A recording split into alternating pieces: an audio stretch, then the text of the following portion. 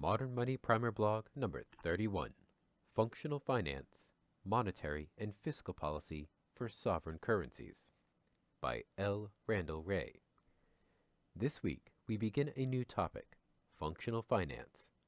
This will occupy us for the next several blogs. Today, we will lay out Abba Lerner's approach to policy. In the 1940s, he came up with what he called the functional finance approach to policy. In one of those amazing historical coincidences, Lerner happened to teach at UMKC when he published one of his most famous papers, laying out the approach. Maybe there is something special in the air in Kansas City. Lerner's functional finance approach. Lerner posed two principles. First principle: if domestic income is too low, government needs to spend more. Unemployment is sufficient evidence of this condition, so if there is unemployment, it means government spending is too low. Second principle: if the domestic interest rate is too high, it means government needs to provide more money, mostly in the form of bank reserves. The idea is pretty simple. The government that issues its own currency has the fiscal and monetary policy space to spend enough to get the economy to full employment and to set its interest rate target where it wants. We will address exchange rate regimes later. A fixed exchange rate system requires a modification to this claim. For a sovereign nation, affordability is not an issue. It spends by crediting bank accounts with its own IOUs, something it can never run out of. If there is unemployed labor, government can always afford to hire it, and by definition, unemployed labor is willing to work for money. Lerner realized that this does not mean government should spend as if the sky is the limit. Runaway spending would be inflationary, and as discussed many times in the Modern Money Primer, it does not presume that government spending won't affect the exchange rate. When Lerner first formulated the functional finance approach in the early 1940s, inflation was not a major concern. The U.S. had recently lived through deflation in the Great Depression. However, over time, inflation became a serious concern, and Lerner proposed a form of wage and price controls to constrain inflation that he believed would result as the economy nears full employment. Whether or not that would be an effective and desired way of attenuating inflation pressures is not our concern here. The point is that Lerner was only arguing that government should use its spending power with a view to moving the economy toward full employment, while recognizing that it might have to adopt measures to fight inflation. Lerner rejected the notion of sound finance. That is, the belief that government ought to run its finances as if it were like a household or a firm. He could see no reason for the government to try to balance its budget annually, over the course of a business cycle, or ever. For Lerner, sound finance budget balancing was not functional. It did not help to achieve the public purpose, including, for example, full employment. If the budget were occasionally balanced, so be it. But if it never balanced, that would be fine too. He also rejected any attempt to keep a budget deficit below any specific ratio to GDP, as well as any arbitrary debt to GDP ratio. The correct deficit would be the one that achieves full employment. Similarly, the correct debt ratio would be the one consistent with achieving the desired interest rate target. This follows from his second principle. If government issues too much debt, it has, by the same token, issued too few bank reserves and cash. The solution is for the Treasury and central bank to stop selling bonds, and indeed for the central bank to engage in open market purchases, buying treasuries by crediting the selling banks with reserves. That will allow the overnight rate to fall as banks obtain more reserves and the public gets more cash. Essentially, the second principle just says that government ought to let the banks, households, and firms achieve the portfolio balance between money, reserves and cash, and bonds desired. It follows that government bond sales are not really a borrowing operation required to let the government deficit spend. Rather, bond sales are really part of monetary policy, designed to help the central bank to hit its interest rate target. All of that is consistent with the modern money view advanced previously. Functional finance versus superstition. The functional finance approach of Lerner was mostly forgotten by the 1970s. Indeed, it was replaced in academia with something known as government budget constraint. The idea is also simple. A government spending is constrained by its tax revenue, its ability to borrow, sell bonds, and printing money. In this view, government really spends its tax revenue and borrows money from markets in order to finance a shortfall of tax revenue. If all else fails, it can run the printing presses, but most economists abhor this activity because it is believed to be highly inflationary. Indeed, economists continually refer to hyperinflationary episodes, such as Germany's Weimar Republic, Hungary's experience, or in modern times, Zimbabwe, as a cautionary tale against financial spending through printing money. Note that there are two related points that are being made. First, government is constrained much like a household.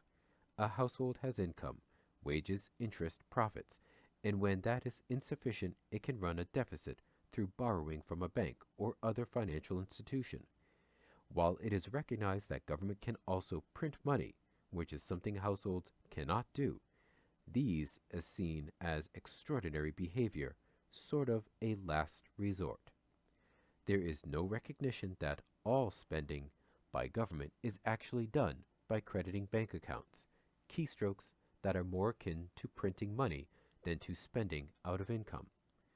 That is to say, the second point is that the conventional view does not recognize that, as the issuer of the sovereign currency, government cannot really rely on taxpayers or financial markets to supply it with the money it needs. From inception, taxpayers and financial markets can only supply to the government the money they received from government. That is to say, taxpayers pay taxes using government's own IOUs. Banks use government's own IOUs to buy bonds from government. This confusion by economists then leads to the views propagated by the media and by policymakers. A government that continually spends more than its tax revenue is living beyond its means, flirting with insolvency because eventually markets will shut off credit. To be sure, most macroeconomists do not make these mistakes. They recognize that a sovereign government cannot really become insolvent in its own currency. They do recognize that government can make all promises as they come due because it can run the printing presses. Yet, they shudder at the thought, since that would expose the nation to the dangers of inflation or hyperinflation. The discussion by policymakers, at least in the U.S., is far more confused. For example, President Obama frequently asserted throughout 2010 that the U.S. government was running out of money, like a household that had spent all the money it had saved in a cookie jar. So how did we get to this point? How could we have forgotten what Lerner clearly understood and explained? In a very interesting interview in a documentary produced by Mark Blogg on J.M. Keynes, Samuelson explained, quote, "I think there is an element of truth in the view that the superstition that the budget must be balanced at all times is necessary. Once it is debunked, that takes away one of the bulwarks that every society must have against expenditure out of control. There must be discipline in the allocation of resources, or you will have anarchistic chaos and inefficiency, and one of the functions of old-fashioned religion was to scare people by sometimes what might be regarded as myths into behaving in a way that the long-run civilized life requires. We have taken away a belief in the intrinsic necessity of balancing the budget, if not in every year, then in every short period of time. If Prime Minister Gladstone came back to life, he would say that, "Uh-oh, what have you done?" And James Buchanan argues in those terms. I have to say that I see merit in that view. End quote. The belief that the government must balance its budget over some time frame is likened to a religion, a superstition that is necessary to scare the population into behaving in a desired manner. Otherwise, voters might demand that their elected officials spend too much, causing inflation. Thus, the view that balanced budgets are desirable has nothing to do with affordability, and the analogies between a household budget and a government budget are not correct. Rather, it is necessary to constrain government spending with the myth precisely because it does not really face a budget constraint.